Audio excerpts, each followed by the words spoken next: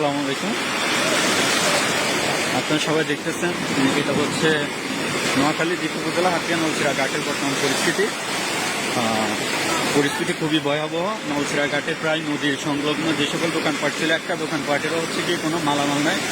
সব মালামাল প্রায় হচ্ছে নদীর স্রোত, অতিরিক্ত স্রোতের কারণে ভেসে চলে গেছে এবং হচ্ছে দোকানের কোনো মালামাল, আলমারি, অনেকেরই হচ্ছে কিছু নাই। নোয়াখালী হচ্ছে যে উপজেলা হাতিয়া নলছিড়া ঘাটের ম্যাক্সিমাম দোকান ব্যবসায়ীরা খুবই নিঃস্ব হয়ে গেছে।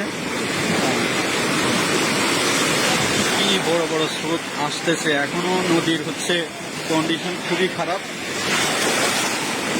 অবস্থা। আমি হচ্ছে কি যে জায়গায় দাঁড়িয়ে আছি এখানে হচ্ছে কি আমি নিজেই টিকতে পারতেছি না, কি পরিমাণ ঢেউগুলো আসতেছে আপনারা সবাই দেখতেছেন।